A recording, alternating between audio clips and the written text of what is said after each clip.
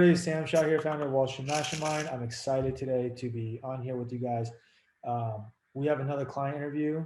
It's a really cool one today, actually. I'm really excited to have Dylan on with us because Dylan has a very, very unique background for someone who has successfully broken into investment banking. In fact, I've worked with hundreds of students and I don't think I've met anyone quite like him from in terms of just kind of his resume, his background, and stuff like that. So I want to get him to come on here and talk to you guys. He just finished his summer internship recruiting process and successfully landed an offer. So Dylan, thank you for taking the time to talk to us today.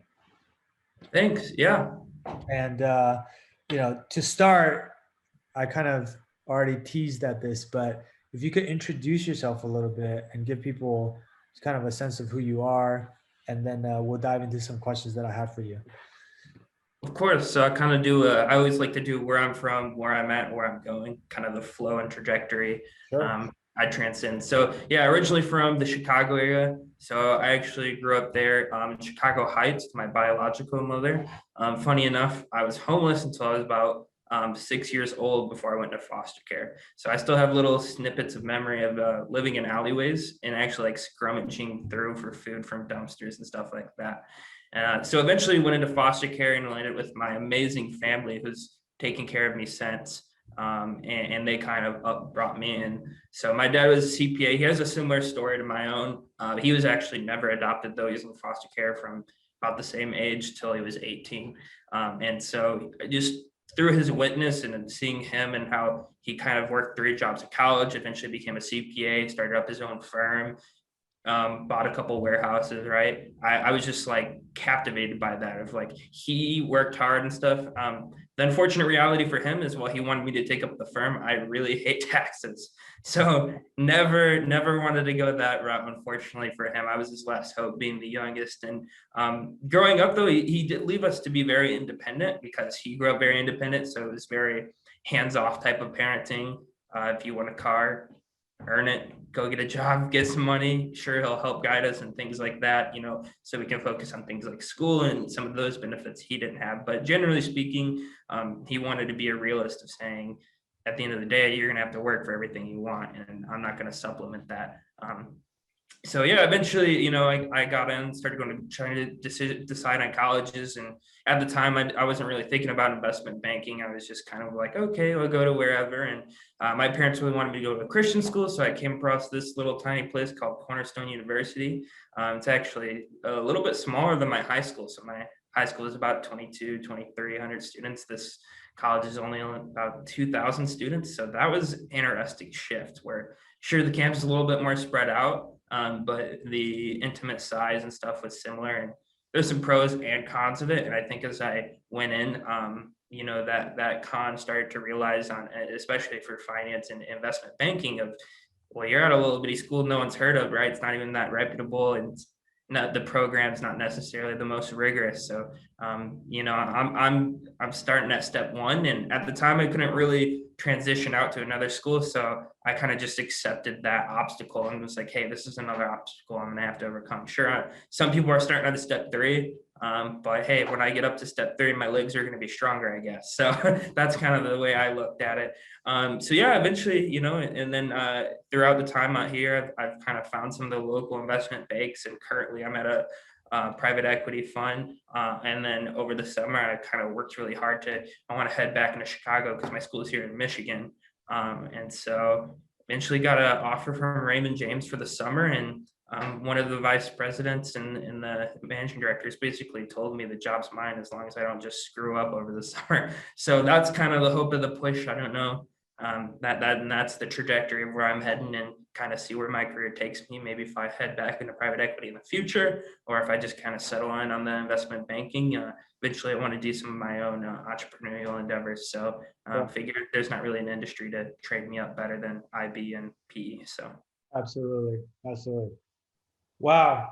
So you guys, I wasn't lying when I said Dylan has a really, really unique background and story, right? Like um, I have one other client that has been homeless before as a kid, but I think you're the second one. Yeah. And I actually I just did an interview with him, I think a week ago, and Okay. but like, I mean, point is, you're not. A lot of people think like, oh, people in Wall Street Mastermind, like they must be, rich, privileged kids that have everything handed to them on a silver platter. Like you are the complete opposite of that, right? And actually, most of our clients are not that, but you especially are the complete opposite of that, where you were fortunate enough to be, adopted by your foster family, but still your dad made you earn everything on your own. And then you went to a tiny, tiny Christian school that personally I've never heard of. I'm guessing most of our listeners have never heard of. There's less than 2,000 people. Um, and then you decide you want to go into investment banking. And I'm guessing you guys have little to no alumni that work on Wall Street. Is that right? Does everyone go into like becoming pastors or something, or what do people do? Yeah, ministry major here is pretty large. The business division is large, but the finance program is only about 2.5 years old now. So when I started, it was the first kickoff year of the finance program, actually, with a new finance professor that recently just left. So it was, I mean, there was no trajectory in the finance program, like not a structure. So it was just like classes. And so a lot of it, they didn't even have tell you like, oh yeah, I mean, they had certain requirements like take accounting before you take this, but some of it was a bit off. So like there's certain things that they capture way too much in every single class because they don't know if you've taken the other ones. So it's still very unmixed. And then like you said with the alumni base, yeah, everyone here, even if they do finance or anything in that realm, it's just, advising, financial advisor, which honestly almost anyone could do even outside of high school, like just come out and learn the ropes. I mean, it's not necessarily something you need to go to college for, in my opinion. Right. And so, yeah, I mean, that was kind of the thing I saw when I first came here. Is after I realized, like, oh, I'm here, I started going, oh, wait, I want to do this investment banking thing. And then I looked at the alumni base, looked at my school, and I was like, okay, there's a few disadvantages here, right? There's not a single individual that any investment bank or any firm that has a related department to investment banking. So, I mean, really, it was just me taking and trying to learn and building out a network from the ground up because I didn't really have anyone to leverage at the time in the area that was in the industry. No family, friends related. So it was just tons of cold emailing, cold calling, and kind of pushing in that direction. Right, right. And when you joined Wall Street Mastermind, if I remember correctly, it was like your freshman year, right? I don't know if you remember. I mean, you've been with us for a long time, but I think it was like freshman year. And what had you already done up to that point on your own? Because obviously you realized you want to do banking, and like Yeah. most people, you probably then took some action steps. Like you probably went out and, whether it's research or prepping or networking, what were some of the things that you were doing on your own and how was that going for you? And then ultimately, like, what made you want to join something like Wall Street National? Because if I look back, you joined us back in 2019, actually, which is like, you're one of our very early clients. Like, now if you join today, we've worked with 400 plus clients. We have all these testimonials on the website. We have this huge track record. Back then, we had a little bit of a track record, but it was nothing like what it was today, right? And kind of like your school, like most people had never heard of Wall Street National. I was like, what is Wall Street National? And so like, what made you want to join something like this? Like, was there something that you were doing that wasn't working or you were frustrated by, or what caused you to do this? Yeah. I think for me, it was just the growing concern of not knowing anything about the recruiting process or even the industry or anyone that knew anything, right? And so I came into Cornerstone and like you said earlier, going on Wall Street Oasis or whatever, seeing a few comments saying, oh, I'll never make it, it's impossible. And a lot of those like just negative comments you find online kind of got to me a little bit.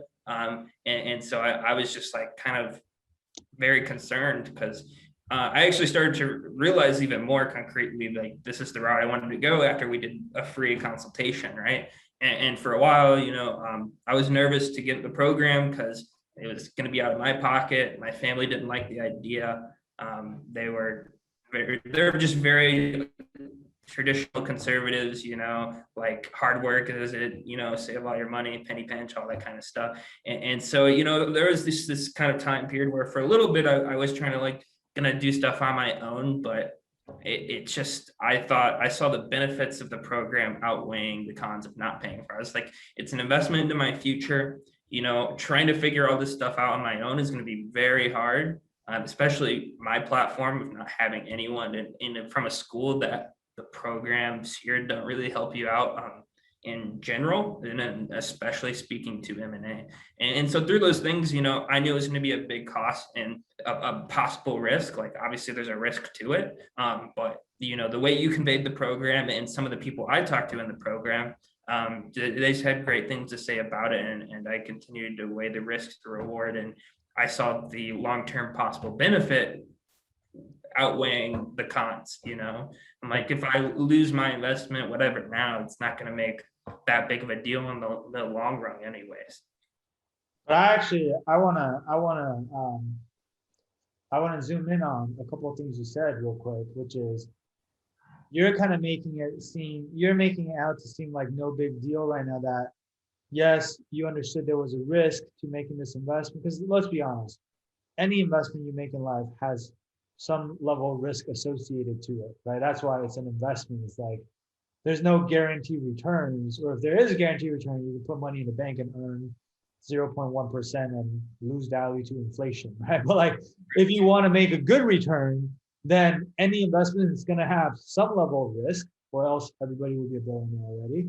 But first, you're making it out to seem like no big deal. It's like, hey, I understood that if I lost this money, it's not the end of the world. But I actually think that your mindset is very unique in that, despite coming from the background that you come from, despite having been homeless for 6 years and having to live in an alley and scrounge for food and whatnot, like most people, let's be honest, like that type of experience shapes who we are, right? And it's not your fault, our fault, anyone's fault. It's just like that's something probably pretty traumatic that you had to go through. Most people from your situation, I think, would have a total scarcity mindset, which is like, I gotta hold on to every last penny I have in case, what if something bad happens and I become homeless again and then I don't have money? Like that's where most people will be coming from. Whereas with you, even though you come from that type of situation, you still kind of overcame. I'm sure you had some fear in your mind, but you still overcame that.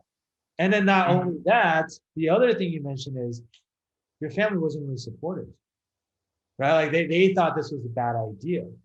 And trust me, you're not the only student that has experienced that. Like a lot of students talk to us, think the program's great, want to do it, but maybe they don't have their own money and they have to go ask mom and dad, hey, can you guys pay for this or whatever? And then mom and dad aren't on board, right? Or maybe they do have their own money, but they need their mom and dad's permission or validation before they feel comfortable spending it. And so since mom and dad don't want to do it, they end up not doing it, right? But I think that, so you actually, like, just those two things alone, I think you did something that very, very few people would do in your situation.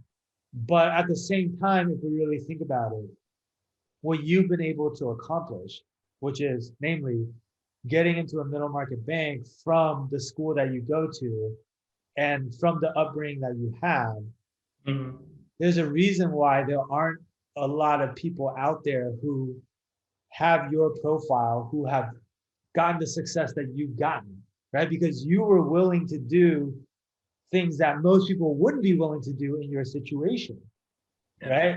And I always, sometimes I tell people, like, exceptional people do exceptional things, right? And if we're completely honest, the vast majority of people out there are not exceptional. That's the definition of the word, right? Most people just will do what everyone else is doing, right? Like, oh, but everyone's doing it this way, so this must be the right thing to do. Mhm. Everyone thinks this way, so there's a lot of groupthink going on. But like getting into investment banking, it's hard. It's like if you look at the acceptance rate at these banks, whether it's a bulge bracket bank or a elite boutique bank or even a middle market bank, like it's less than 5%, right? Even like at a middle market bank, the acceptance rate is under 5%. And that means the vast majority of people who want these jobs don't get these jobs, right? So I guess I'm going like I'm being a little bit long-winded, but I just want to say like you kind of talked about this as oh it's no big deal. This is how I thought about it. I actually think it's a huge deal. Because I don't know if you realize this, like you did something that I find to be quite amazing that I just don't think most people would do in your situation. So um, I Yeah, don't know. I know. I talked a lot about this with my roommate, and it's a little frozen here. Oh, I can still hear you. Oh, there it goes. But okay, good. It just you were frozen for a sec. So, but no, I talk about this a lot with my roommates and stuff. There's a lot of like minimization that happens with me of like, oh, whatever, it's not a big deal. Like just brush over because I get so like focused on the future, but I forget that I do need to celebrate those wins, right? And those conquerings of those things. So, and I'm not gonna say that like I'm moving past it and I breezed over it maybe a little bit more, but I can't say like it was the easiest decision for me because of those things you mentioned. Yeah. For me, it ultimately came where I was putting my trust and my faith in, right? I wasn't putting my trust and faith in that money as my security, right? I was putting my trust and my faith as the direction in which I think I was supposed to be moving, and what through like a lot of meditation and prayer that I thought my guidance and trajectory was going in a different way. And I was like, that's where I'm going to put my faith in, is the direction I'm supposed to going, not in my current disposition. So Yeah. No, you are operating as like almost the future version, the successful version of who you're trying to become, yeah. as opposed to who you are today or who you used to be, many years ago, right? But I think that's also a huge distinction too. Is like we all want to be successful, but a lot of times when people make decisions, they don't think and they don't operate as if like the way a successful person would think and operate, right? And it's Mhm. like your actions determine your outcomes. And so if those two things aren't in alignment, you can't expect a successful outcome when all of your decision making is modeled after people who aren't successful, right? Correct. So I think that's huge, man. Like, look, you're super young, you're in college, and most people I just don't think have that level of maturity to think that way. So that's awesome. I guess let's talk a little bit about after you join Wall Street Mastermind, like walk us through what it is that you did inside of the program. Obviously, to you, this wasn't chump change, right? You're spending your own money. You paid a lot to be here, and so you probably told yourself like, "Hey, I'm gonna make the most out of this," right? And so, like, what did you do inside of the program? What did you find to be the most helpful? And also, like, is there even a difference between what you did inside the program versus what you could have just done on your own? Because that's the thing that people always want to know is like, well, what's the difference? Why can't I just, I don't know, go online? Like all the information's out there, right? Go on Google, go on YouTube, go look everything up. Like, what was your experience like? Yeah, I think the thing the program speaks to with your experience in banking is exactly that, in which captivates the culture, which is consistency, precision, and accuracy, right? And the program, it just emphasizes that in your recruiting process. And I think until you get some insights, it's really hard to like fully capture that on your own. If you don't quite understand what it takes, and even if you are someone who is a very ambitious person, you don't necessarily know what the end image is supposed to look like. So that's what it was for me. It's like it's not that wasn't there. It's just I didn't know every bit it was going to take to get there. And granted, when you kind of laid it out for me, it was like, oh, okay, now I see that. So when it came to just like how many numbers and how many people I needed to be calling, how many emails I need to be sending out, and how consistent I need to be with that, right? I can't be like all these other guys going off to and partying throughout the weekend or taking this time and that time and just relaxing through the entire weekend. Or I mean, I just can't count the countless times where, especially freshman year, I'm like doing work and they're like, oh, you doing homework? I'm like, no, I'm doing this other thing. And they're like, why if you're not doing homework, why would you be working, and you're not getting paid for this?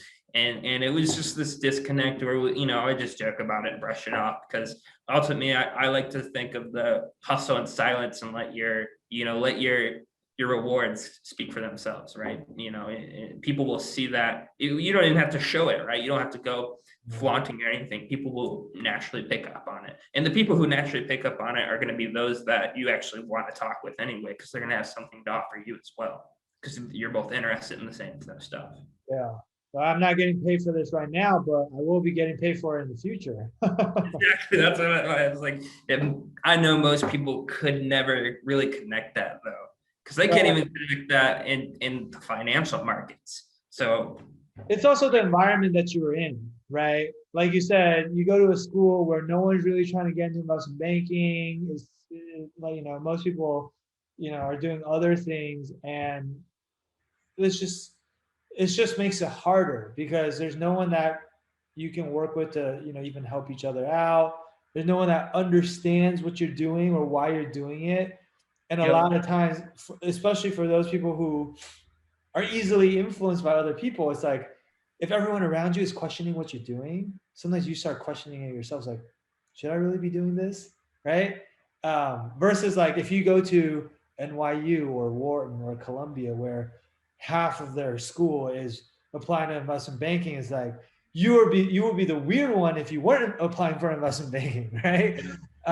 But like you said, it's like those students from Wharton and NYU and Columbia and Ivy League schools, like they're actually in the same candidate pool as you, and those are the people you're competing against, and they just have such a huge advantage over you, right? Like their networking process is probably a lot easier than yours because think about how many alumni they have that they can just reach out to and be like, hey, I went to the same school as you, like, can you help me out? Versus you had nobody like that, Yep. right?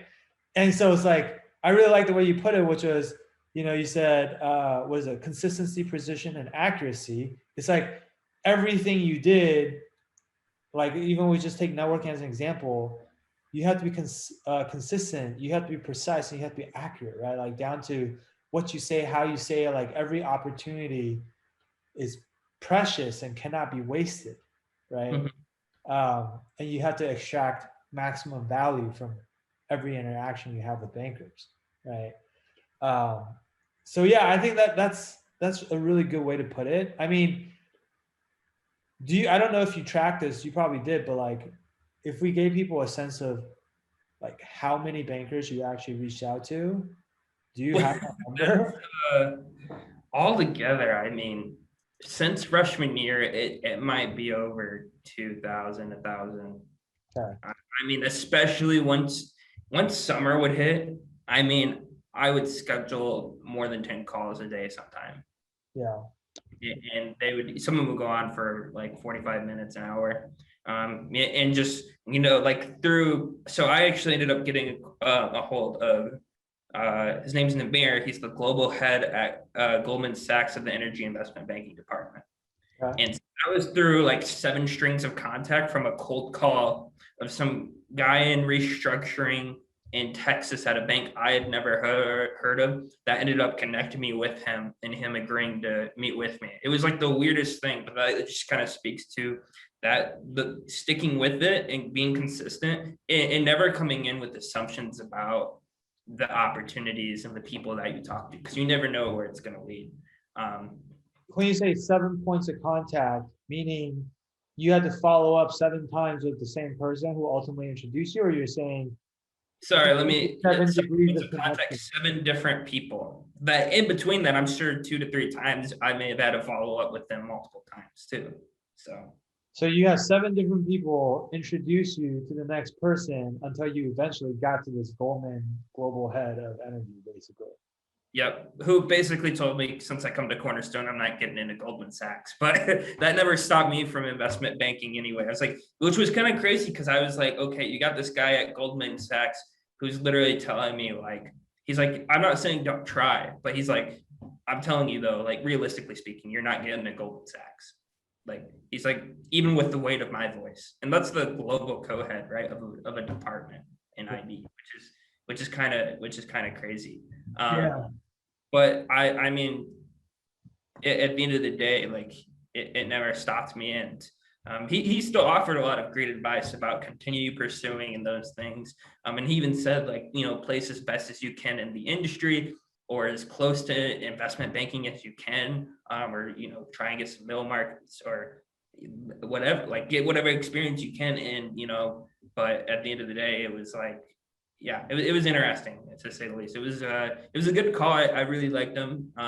He was he was the most cut dry and stern person I think I've ever met, where he cut me off about every 10 seconds. But he loved my story, which, to speak to that, is my biggest thing that the program helped me with was like making sure I really emphasize my story, which I've always done to an extent because I've seen some of the reactions I get from people. But I think you really helped me capture it in a well-rounded way and continue to emphasize it where it's not too much of like, oh, here, see this, where I'm like throwing the spotlight on it. Like, you know, it's like, how do you build it in naturally to where it sounds natural, like you're not trying to overemphasize it too much, and you know, all those kind of points in between. Yeah. I mean, a couple thoughts there. One, I don't know if you already did this, but you got to update this Goldman MD on where you're at. Like, you got to let him know. I mean, just thank him for all the advice he gave you along the way and just like, hey, you know, I got this offer or whatever. You never know, dude. Like now that you're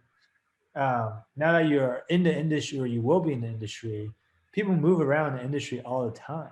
Like you could, I'm not saying you will or even want to, but you could maybe down the road end up at Goldman one day. And that would be quite the story because you had this global head of at the bank tell you you'll never work there. And then if you kind of proved him wrong, right? Not saying that that's even something you want to do, but like could happen is all I'm saying. But also, I think your point on the story is a great point, which is like we've been saying, you have a really unique story that probably no one else has. I mean, I can't tell you how many of these networking conversations these bankers have sat through where the student is telling their story or their elevator pitch or whatever, and then their eyes just glaze over, like, oh, here's another one of these. Like, I've heard this a million times, whereas like you definitely should not have that problem because your background is so different, right? But at the same time, it's like we can't take that and just turn it into like a woe is me sob story. I'm such a victim type of thing. Like nobody wants that, or nobody likes that, right? So it has to be like a fine balance of where you do weave it into your story for sure because it's a core part of who you are. But how do you do it in a tactful way that makes you stand out, but not overdo it at the same time? Yep. Yeah, and I think once you figure that out, then it's like just a matter of getting in front of people because once you get in front of people, like who doesn't want to help someone that have to overcome as much as you've had to overcome, right? Yep. I know I certainly was excited to work with you because I was like, this would be an amazing story one day, like 3 years ago or whatever, when we first started working together. I was like, man, one day I want to be interviewing Dylan about how he got to where he is today. And now here we are, right? But like everyone wants to see the underdogs succeed, right? And so I think like, yeah, your story definitely, once you figure that out, like it's a it's a huge advantage, right? Like we're taking a disadvantage, almost like a handicap situation, and turning it into like a weapon, almost like a competitive advantage that other people don't have, and that's exactly what you have to do for recruiting, right? And I've just always had that perspective on it in general. Like, I think it's allowed me to mature and see things other people don't have because of my background, right? I think it's allowed me to live in a place of maybe not the most privileged, but you know, I'm still very privileged in many ways. But I had a humbling background where I had a lot of friends that were still in that space. And so it allowed me to live in privilege, but recognize that privilege, but also recognize like my background, where I came from, and then recognize people who have greater privileges above me, and kind of that trajectory altogether. And yeah, it just kind of speaks of like, I always looked at where I came from as a blessing, considering I came out of it, right? I was like, I mean, those experiences have really blessed me to give me the perspectives and the tenacious frame of mind I have, that I think, unfortunately, a lot of people who become, daddy buys them everything, give them this, that, blah, blah, blah. It's like, I feel bad for those people, because I was like, you suffer and you come out stronger. I mean, that's the hope, at least. Not everyone, because some people just don't, they don't get the right mindset, right? But I mean, for me, it was just like, I always felt like my experiences were a blessing Yeah. because I came out of it. I guess, like, obviously I feel like everyone, like, I've talked to people all the time. I'm like, people like think my story is all that bad. I'm like, not really. Like, to me, it's just like, I had a little bit of a tough spot, and then I had an amazing family. Like, I know so many people, and even all of, like, even out of I have 12 or 13 biological siblings, and I'm the only one who has been as blessed as I have been. Right. And so just even that witness of like, I don't know. And to me, it was like, because of that, I can't throw away the opportunities I have, because it would be a disservice to those who are still in the situations I was in and were never able to pursue their dreams and accomplish their goals, and use that to give back and help those people in those positions, right? So that they can do the same, right? Create that domino effect. So those, you have 2 people, and then the next time it's 4 people, and you just get this mass lineage of people helping each other, from that background moving forward, right? And so that was kind of always my goal.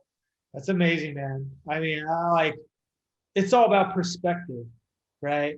Like this exact same thing can happen to two different people, and they can look at it from two totally different points of view. And one person will say, "Oh my God, I'm so unlucky," and then the other person, namely you, is you're just coming from a place of gratitude, and gratitude is huge. Like every successful person that I've ever met understands gratitude and has gratitude.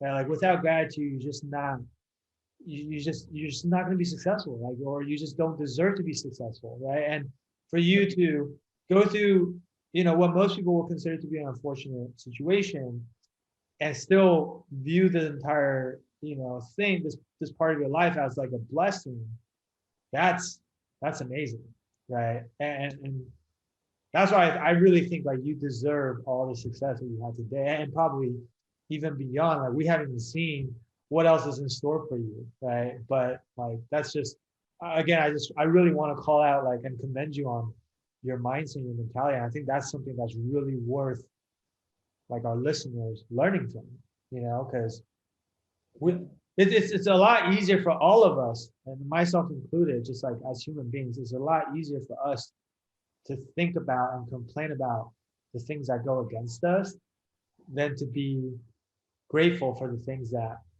worked in our favor. Mhm.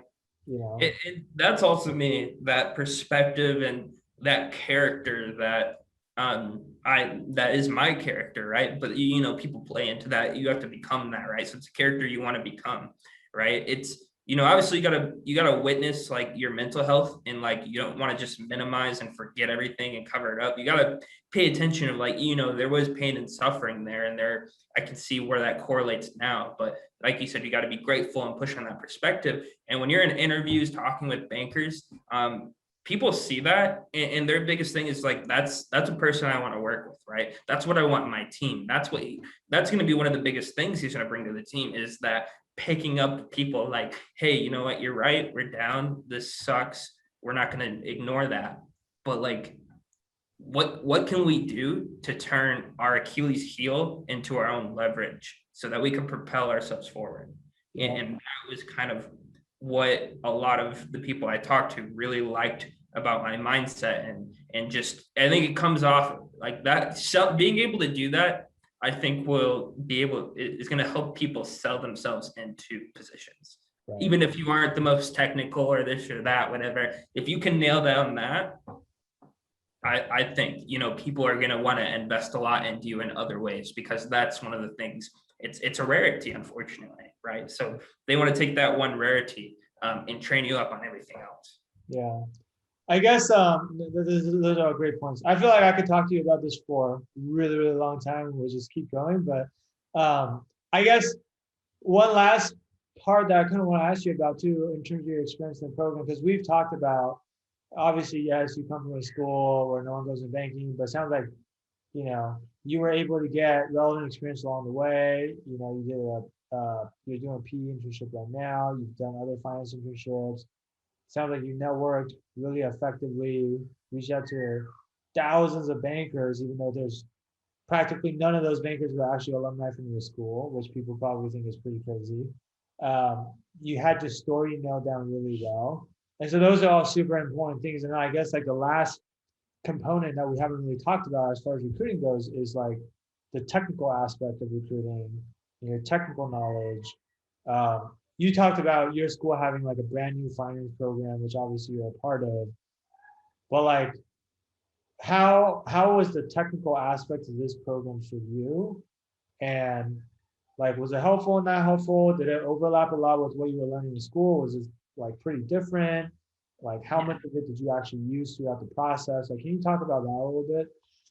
Yeah, I think the way you word the technical stuff helps because I am not one who is the best with a traditional classroom type of learning. Like, obviously, that's how our world is. So I've catered to meet those needs so I can be successful. But that's not my natural disposition.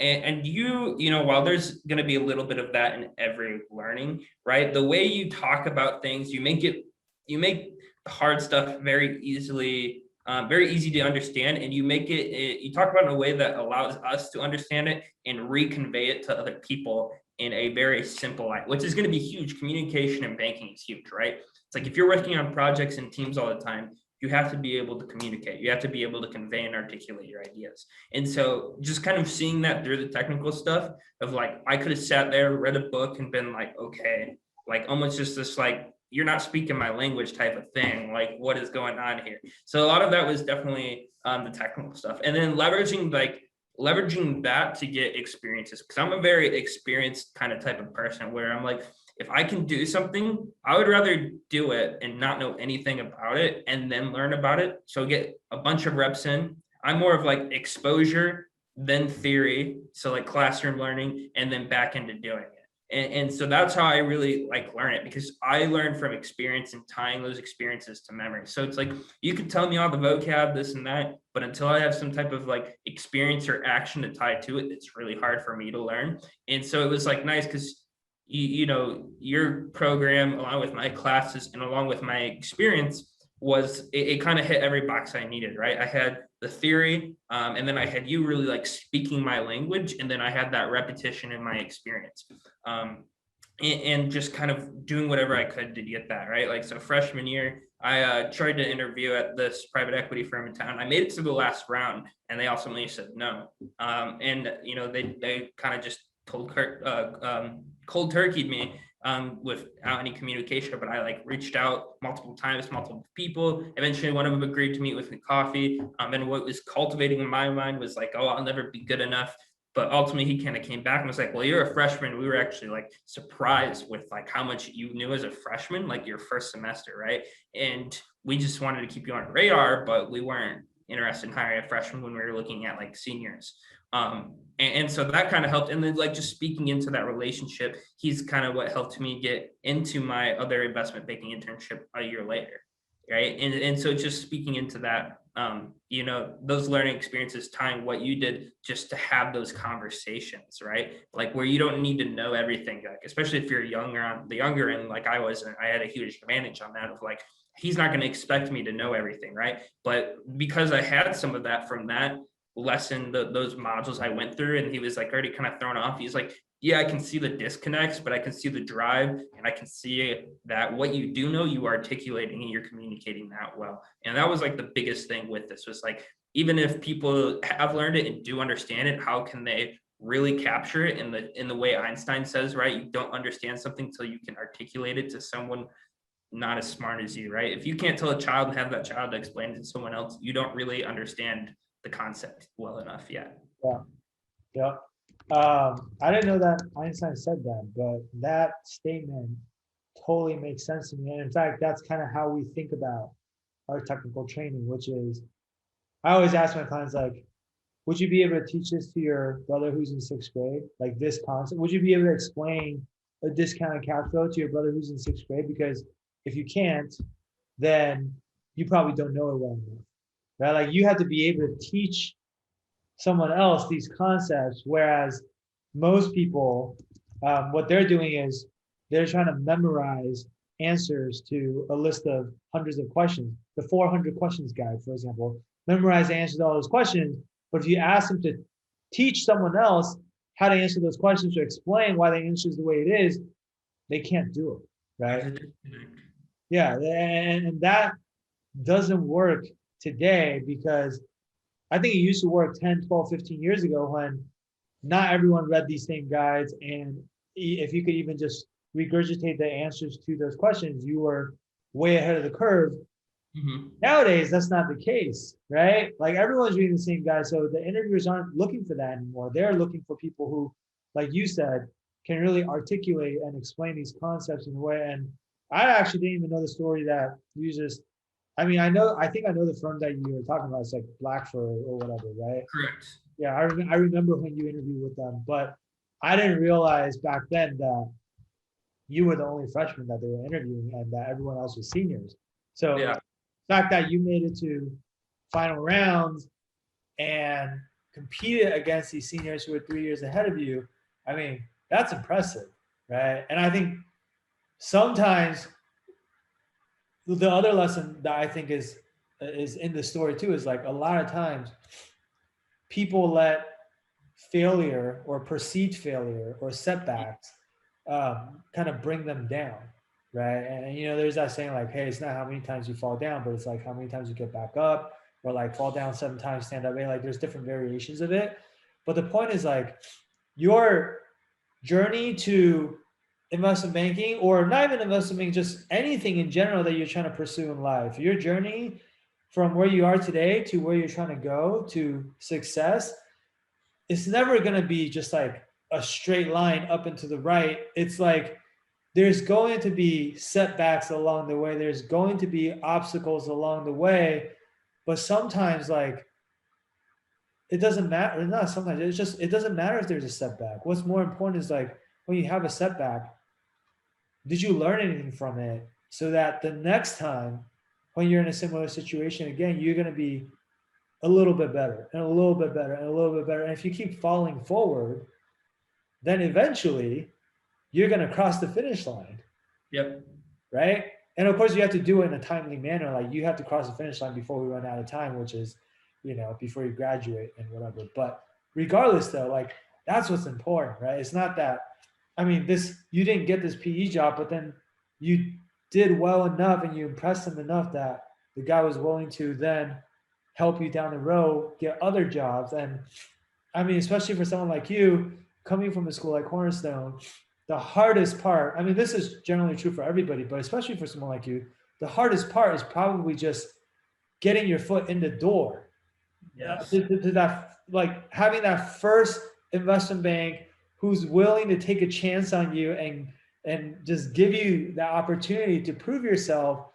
And once you've done that the first time, the next time, like when you try to go out and get, you know, say your current private equity internship that you're doing, the private equity firm sees that someone else has already done that before them, and the hurdle is not as high for them anymore, right? Like people don't usually want to be the first to try something, Mm-hmm. and they don't want to be the first to give someone an opportunity or the first to take a chance because like, oh, what if Dylan sucks, right? But like I've never heard of his school before. I don't want to be the first bank to hire someone from Cornerstone. But it's like once you get your foot in the door, then it becomes a lot easier the rest of the way, right? Yeah. Do you agree with that? Yeah, I would agree. And even like that time horizon that I look at, like from how long it took me to like get that opportunity to like the momentum that came after that, right? Like I spent 9 months from December part-time and then full-time over the summer.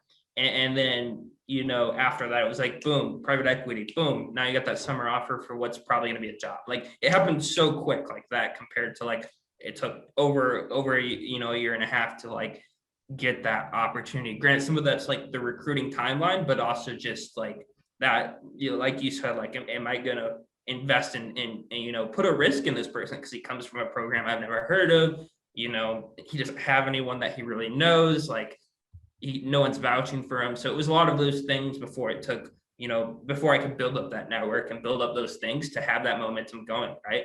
And so there's a book that's called I didn't remember the name of it. It might just be, but it's like creating your own luck, right? So you talk about how lucky people are. It's like, well, reverse engineer their luck, right? So you got to take their advantages and what they have and say, how can I eventually have those? Sure, they were born on step 3, but how am I going to build my way up to that step 3? So that way I got the stairs going in every which direction. And so that's a lot of what it was for me. It was like knowing, I was like, all right, I might have to spend a year or two to build that luck into my life, right? Because that's what a network offers you, luck and opportunity. So it's, it's this prevailing idea that luck's an anomaly. And it's like, no, it's not really. It's something we tie to. It's like a human perception of opportunity that you can flourish, or someone before you has flourished for your life, but you can do that.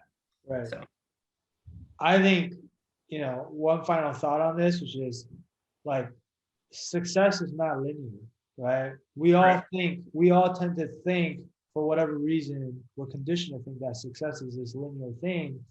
But to your point, success oftentimes, in my experience, is more exponential, meaning like once you have some success, it becomes easier to have even more success. And, it's like, this is why the rich people, they keep getting richer, right? Once they already have money, it's a lot easier to make money. I'm not saying money is the only definition of success, right? It's one way to measure it, but just as an example, like you use the word momentum.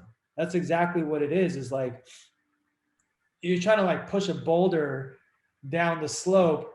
At the top of the slope, when you're first starting to push it, it's like so heavy and you can barely get it to budge. But once you get it to like finally start, rolling a little bit and it starts picking up speed downhill, then, it snowballs, right?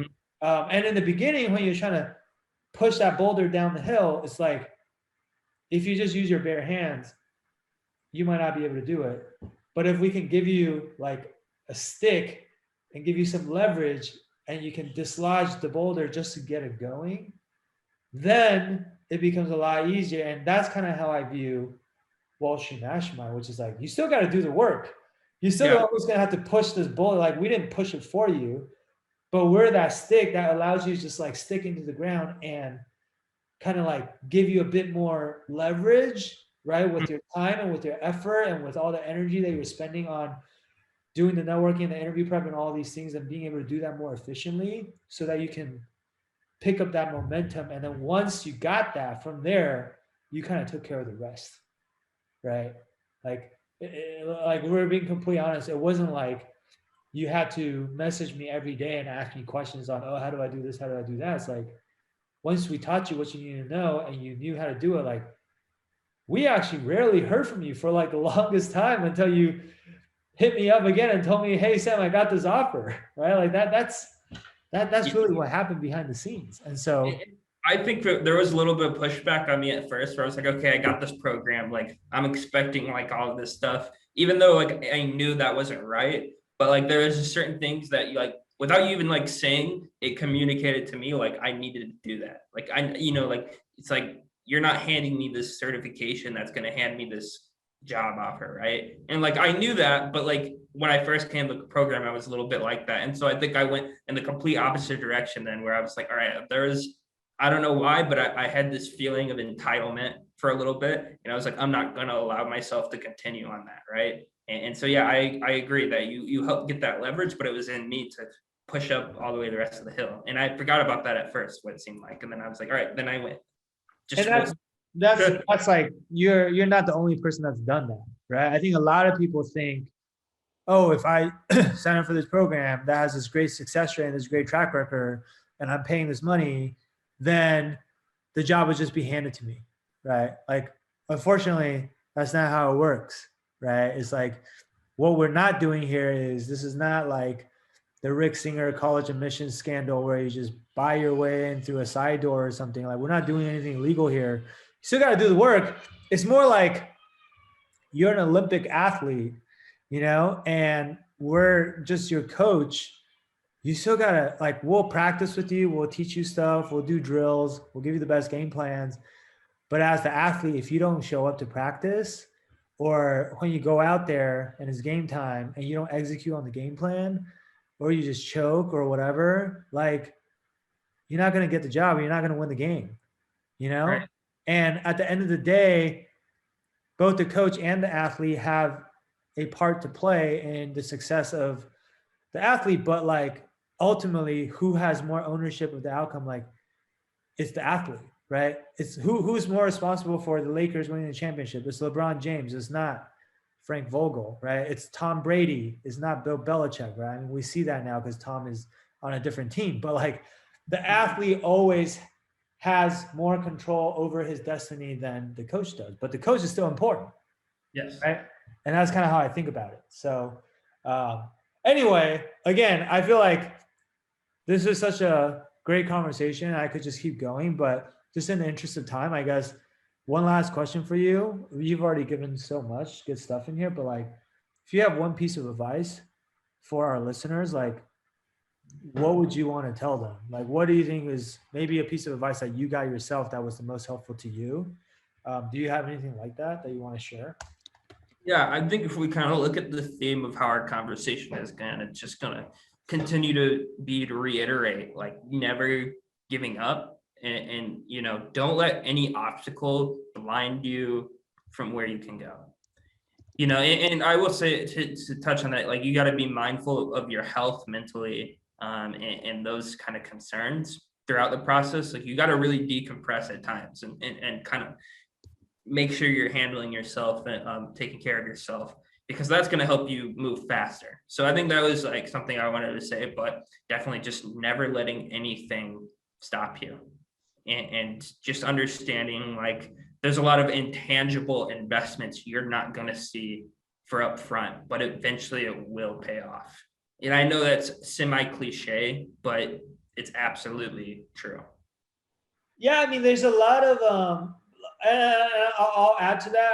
I'll say it slightly differently. It's kind of the same thing, but like, be careful of your information intake, right? Like, where are you getting your information and your advice from? Because in this day and age of the internet, anybody can be an expert. Anybody can go online and tell other people how things are supposed to be. Anybody can go on Wall Street Oasis and tell you, "Oh, you don't go to Harvard, you can't get into investment banking," or "Oh, you don't work for Goldman TMT, well then your bank sucks," or Yeah. whatever, right? Like it's actually kind of some of the mentality that's out there is actually really toxic.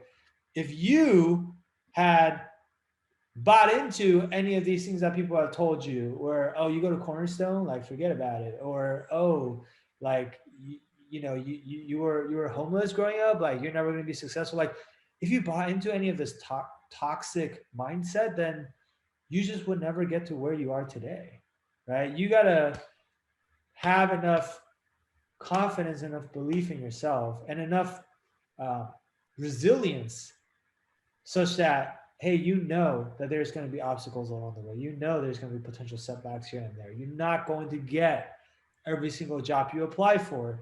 Not every banker you reach out to is going to respond to you. Like there's all sorts of stuff that you're going to have to deal with. But if you can deal with those things and you just keep going, like you only lose when you quit or when you decide to stop, right? Or when you run out of time, sure. But so that's the other thing is like be efficient in how you approach this and get the help you need if you don't need if you need help or if you're stuck on something.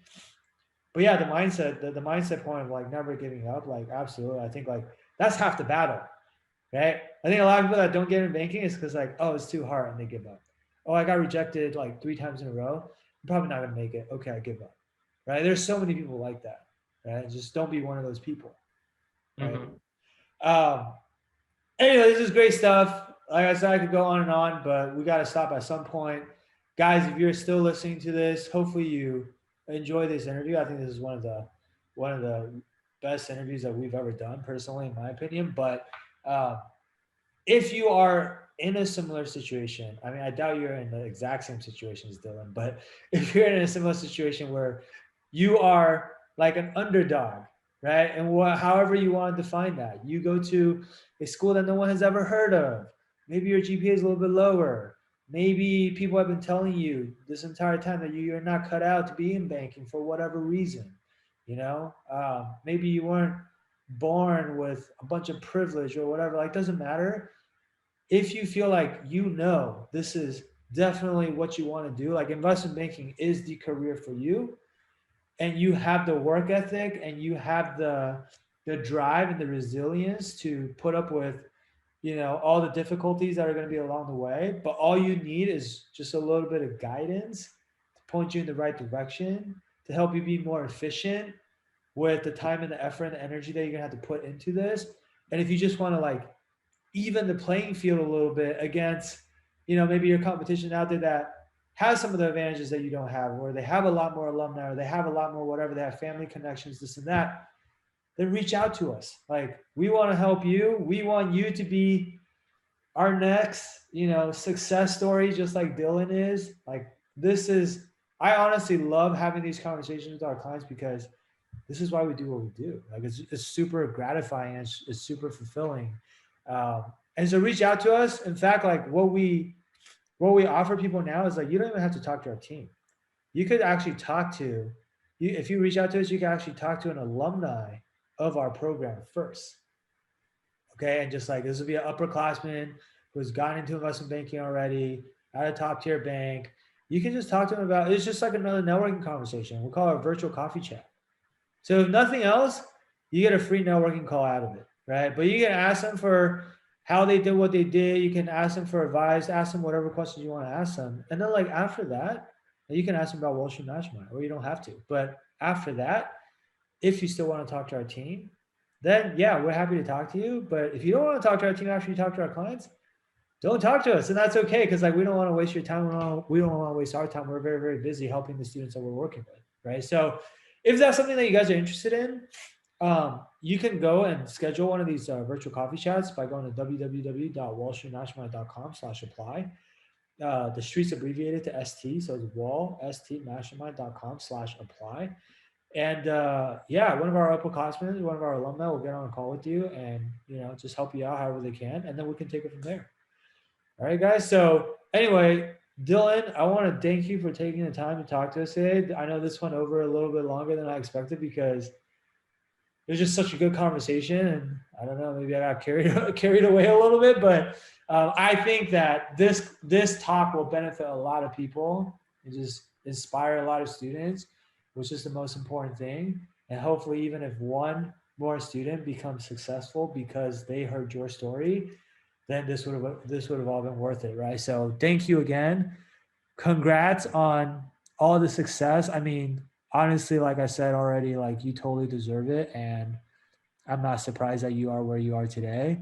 And I can't wait to see what else you have in store, really ahead of you, whether it's next summer at your internship or even during full time beyond that. So definitely keep me posted and updated on whatever you have going on. We'll love to hear it. Yeah, of course. Thank you so much, Sam. I enjoyed hopping on the phone today and chatting around Zoom, and I hope a lot of people can see this and get a lot out of it over the years. Absolutely. Thank you. And guys, that'll be it for this episode. And we'll be back in the near future with more of these interviews for you guys. All right. Talk soon.